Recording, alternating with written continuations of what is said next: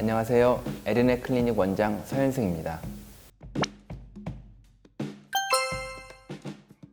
여드름을 집에서 거울 보고 혼자 짜는 경우가 있는데 사실 매우 좋지 않은 습관입니다. 얼굴을 만지다 대충 눌러서 짤 경우 무리한 힘이 가해지거나 손톱 또는 소독되지 않는 도구의 사용으로 트러블이 발생하고 상처가 생길 수 있습니다. 우선 따뜻한 스팀 타올을 준비해 얼굴에 올려 찜질을 해줍니다. 시간이 지나면 피부가 부드러워지고 압출을 하게 되는데요. 여드름이 너무 크고 손을 대면 아픈 경우 바늘같이 날카로운 것을 사용해 살짝 찔러내고 짜내기도 합니다. 깨끗하게 소독을 하고 사용해야 합니다. 압출 후에는 깨끗하게 세안을 해주세요.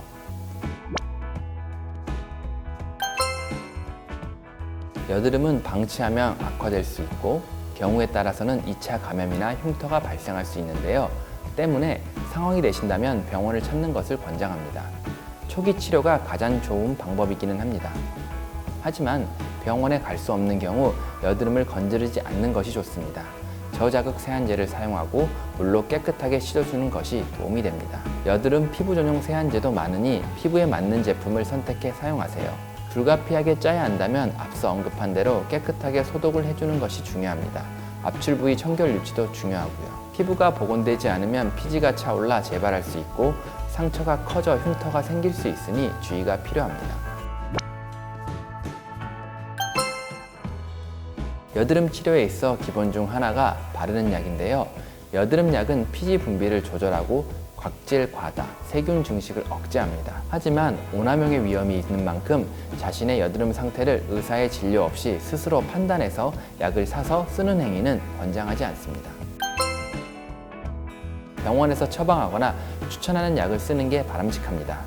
여드름의 정도가 심할 경우 먹는 약을 처방하게 되는데요. 가장 많이 알려진 약으로는 로아큐탄과 이소티논 등이 있습니다. 이는 호르몬 제제로 의사의 진단을 통해 복용 여부를 결정해야 합니다. 물론 부작용이 없는 것은 아닙니다. 가장 흔한 부작용으로는 피부가 건조해질 수 있다는 단점이 있습니다. 일단 화장품이나 오일 등 여드름에 좋다고 알려진 성분이 들어간 제품은 여드름 치료에 직접적으로 도움이 된다고 할 수는 없습니다. 완화에 도움이 되는 성분일 뿐 치료 용도는 아닙니다. 병풀의 경우 호랑이가 상처가 나면 치유를 위해 몸을 비볐다는 풀입니다. 상처나 흉터에 치유 효과가 있다고 알려져 여드름 피부용 화장품에 많이 사용하는 원료입니다. 마데카솔이라는 제품의 주원료이기도 한데요. 병풀잎과 줄기에 있는 마데카식산이라는 성분이 상처 치유에 효능이 있습니다. 항염작용으로 여드름에도 어느 정도 효과를 기대해 볼 수 있는 성분입니다. 요즘 호호바 오일 관련 제품이 여드름이나 모공 관리에 좋다는 내용을 인터넷에서 많이 볼 수 있는데요. 피지 성분과 비슷해 피지 분비를 조절하는 효과가 있다고 알려져 있습니다.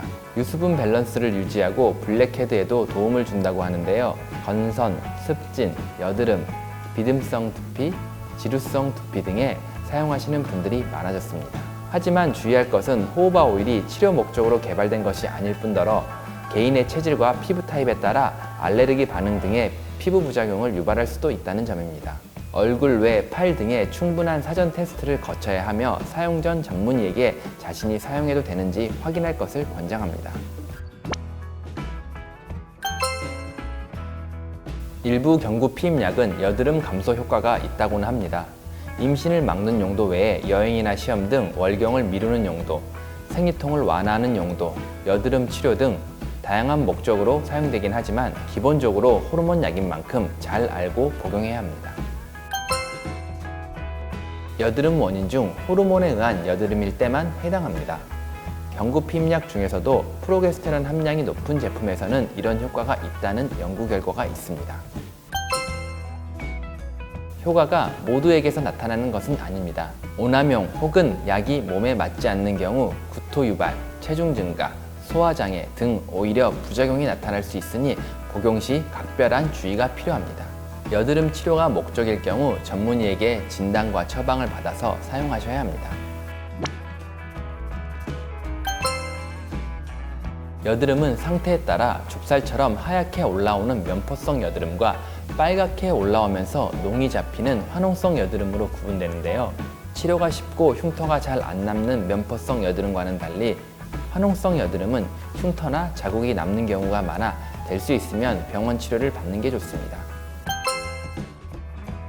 화농성 여드름 같은 염증성 여드름은 스케일링과 압출, 진정관리 등 일반적인 여드름 치료의 루틴을 거칩니다. 일반적으로 먹는 약과 바르는 약만으로 염증이 가라앉기도 하는데 시간이 다소 걸리고 재발하는 경우도 많습니다.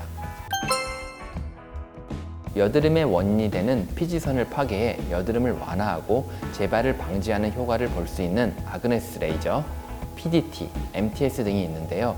피부 타입에 따라 각기 다른 치료를 적용합니다.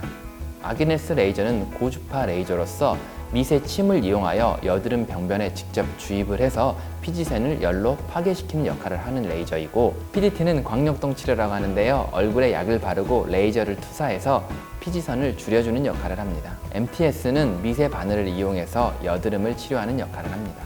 여드름 증상이 완화되면 흉터 치료를 하게 되는데요. 흉터에는 프락셀 제나 모자이크 에코 같은 레이저가 효과적이고, 붉은 자국이나 갈색 자국이 남는 경우에는 병변에 적합한 레이저를 통해서 치료할 수 있습니다.